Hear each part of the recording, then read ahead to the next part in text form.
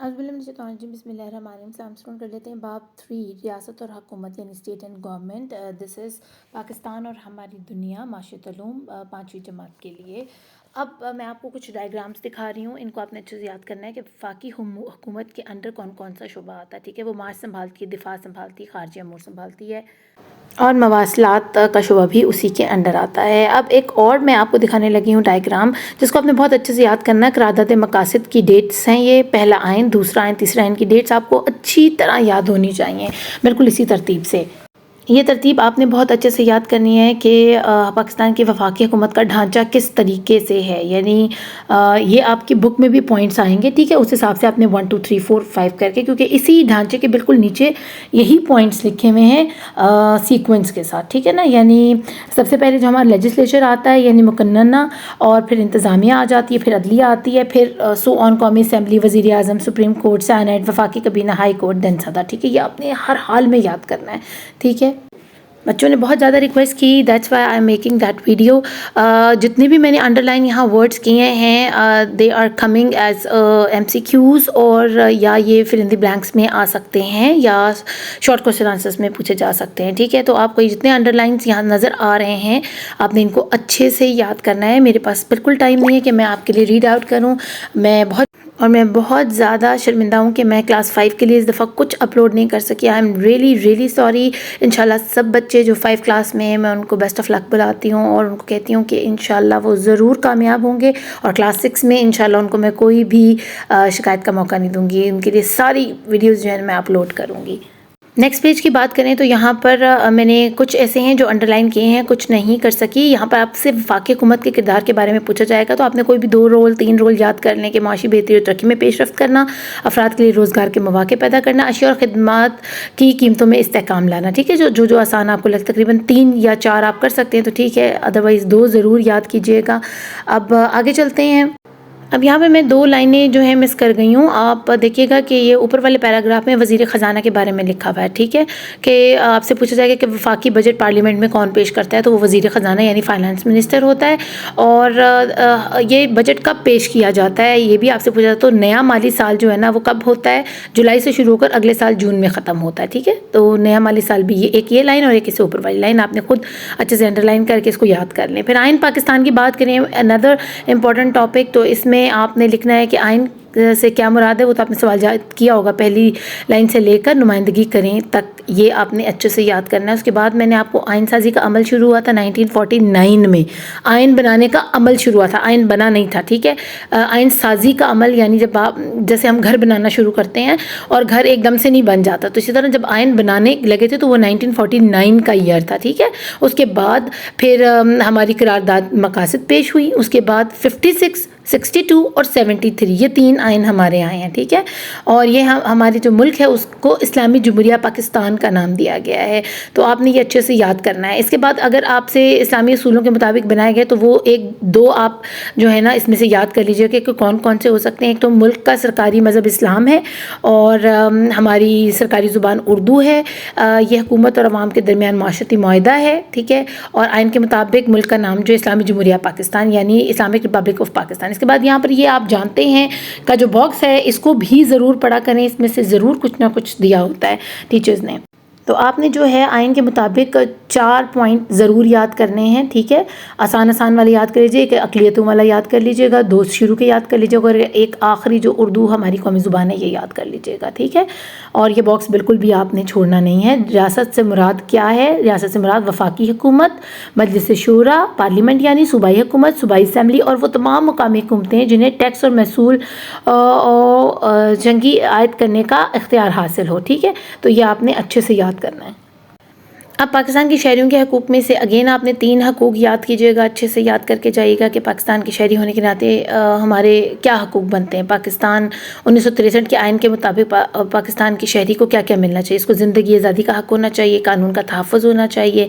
ठीक है, किसी शख्स को गिरफ़्तार करने से कबल ये बताना ज़रूरी है कि उसे क्यों गिरफ़्तार किया जा रहा है, ऐसी कोई किसी को गिरफ़्तार नहीं कर सकती। ठीक है, तो जो आसान है आप उसको याद कर लें। फ्रीडम ऑफ स्पीच है यानी आज़ादी राय का इजहार है।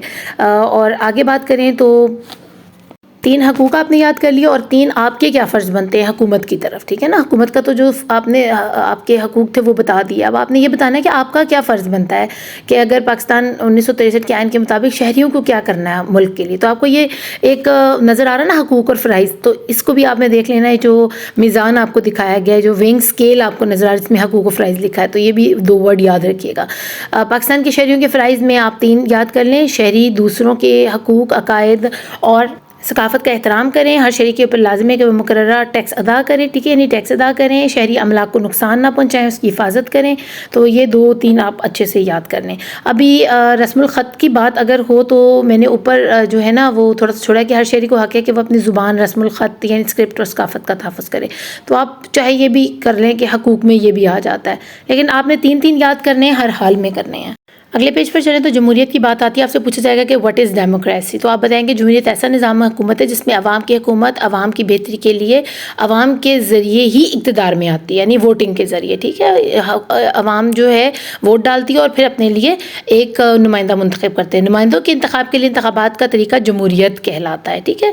और कितने साल के बच्चे जो हैं वो हक डाल सकते हैं, ये आपने अंडरलाइन कर लीजिएगा, मैं भूल गई हूँ। जमहूरियत में 18 साल से या उससे ज़ायद उम्र के लोग जो है ना वोट डालने का हक उनको होता है। ये आपसे पूछा जाएगा कि कितने साल के लोग हैं जो वोट डाल सकते हैं। आपसे पूछा जाएगा कि कौन सी जमात जीतती है, तो सबसे ज़्यादा वोट हासिल करने वाली जमात जीतती है और हुकूमत तश्कील करती है या हुकूमत को तश्कील देती है, हुकूमत संभालती है। जमहूरियत दुनिया का सबसे मकबूल तरीन तर्ज़ हुक्मरानी, क्योंकि इस निज़ाम की असास अवाम पर रखी गई है। तो इसमें से और कुछ ख़ास नहीं है, बस जो जो पिक्चर्स दी गई हैं उनके नीचे जो जो आपके पास है, जैसे वोट डालने का शहरियों को हक़ है, तो ये आपने याद करना। अगेन ये पिक्चर के अंदर आपको नज़र आ रहा है तालीम, सेहत और इंसाफ, इनको भी याद कीजिएगा। और नीचे जो लाइन लिखी हुई है, सियासी रहनुमा लोगों को मुल्क की बेहतरी के लिए मुत्तहिद करते हैं। तो ये मुत्तहिद या सियासी रहनुमा आपने वर्ड याद रखने हैं, ठीक है। अब आपसे पूछा जाएगा कि अपोजिशन जमात क्या होती है, ठीक है। ऐसी जमात है, कुछ ऐसी जमातें हैं जो हुकूमत का साथ देती हैं और कुछ ऐसी जमातें होती हैं जो अपोजिशन का किरदार अदा करती हैं, यानी हज़ब मुखालिफ होती हैं। तो इनको जो है ना अपोजिशन बुलाया जाता है। हर जमात का अपना आइन होता है जिसे जमात का मंशूर, मैनिफेस्टो भी कहा जाता है। तो मैनिफेस्टो क्या है, ये आप MCQs या फिर इन दी ब्लैंक्स के तौर पर याद करेंगे, ठीक है। अब हम आगे चलते हैं। अगले पेज पर एक और फिल इन द ब्लैंक आपके पास आता है, सबसे लास्ट वाला। अगर कोई सियासी जमात आवाम से किए के वादे पूरे नहीं करती तो अगले इंतखाब में इनका क्या होना मुश्किल होता है, जीतना मुश्किल होता है, ठीक है। अब हम देखेंगे वफाकी, सूबाई और मुकामी हुकूमतों का बाहमी इन्हिसार क्या है, independence between federal, provincial and local governments. तो आप मुकामी हुकूमत के बारे में क्या बताएंगे कि मुकामी हुकूमत से मुराद वो इंतज़ामिया या एडमिनिस्ट्रेशन है जिनको उस इलाके में रहने वाले लोग मुकामी मसाइल हल करने के लिए मुंतखब करते हैं। तो आपने जमहूरियत भी पढ़ लिया, ठीक है। मुकामी हुकूमत के बारे में बताएं, मुकामी हुकूमत से क्या मुराद है और उनको कौन चूज़ करता है। तो वफाकी और सूबाई हुकूमतों के बाद तीसरा दर्जा जो मिला हुआ है ना, वो किसको मिला हुआ है, मुकामी हुकूमत को मिला हुआ है। ये जो पहली 2 लाइन है ना इस वाले टॉपिक की बहुत इंपॉर्टेंट है। आगे बात कर अगेन पाकिस्तान की वफाकी हुकूमत का जो ढांचा है उसको आपने अच्छे से याद करना है। यहाँ बहुत ख़राब पिक्चर है, आपके पास बुक्स हैं, उधर से देखिएगा, इसको याद कीजिएगा, इसकी तरतीब को, इसके सीक्वेंस को अच्छे से याद करना है कि आपसे अगर पूछा जाता है नाम कि मुकामी ढांचे में, वफाकी हुकूमत के ढांचे में कौन कौन आता है, तो वो आपने सबके नाम बताने हैं। यहाँ पर आपको कुछ नज़र आ रहे होंगे, मैंने अंडरलाइन किए हुए हैं, उनको भी देखिएगा। ये भी MCQs या आपको फिल इन दी ब्लैंक्स की शक्ल में मिल सकता है काम, ठीक है। और आपने देखना है कि बिल की मंजूरी किसके पास जाती है, इनमें सदर पाकिस्तान के पास जाती है, ये देख लीजिएगा। मुल्क का जो सरबराह होता है वो कौन होता है, वज़ीर आज़म होता है, ठीक है। तो मैंने अंडरलाइन किए हैं सारी इंपॉर्टेंट चीज़ें, ये आपने ज़रूर पढ़ कर जाना। इस पेज के ऊपर भी कुछ मैंने अंडरलाइन किया हुआ है, इनको अच्छे से पढ़िएगा, ठीक है।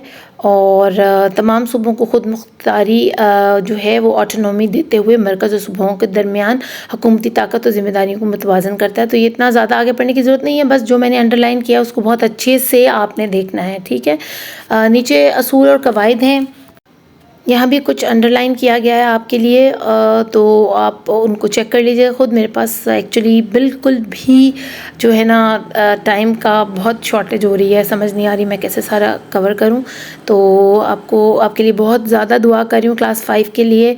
मेरे बच्चों को अल्लाह कामयाब करे, बहुत अच्छे नंबर लें, आप अपने माँ बाप का जो है सर फ़ख्र से बुलंद करें, उनकी दिली ख्वाहिशात को पूरा करें। अब कानून के नफाज की अहमियत भी है, वो भी देख लें, उधर भी मैंने अंडरलाइन कर दिया है, ठीक है। तो इनको आप अच्छे से कीजिएगा, इंशाल्लाह ताला आपके बहुत अच्छे मार्क्स आएंगे। इसके अलावा जो एक्सरसाइज में जो भी आपको मिलता है फिल इन द ब्लैंक्स या क्वेश्चन आंसर्स, वो तो आपने करना ही है, ठीक है ना।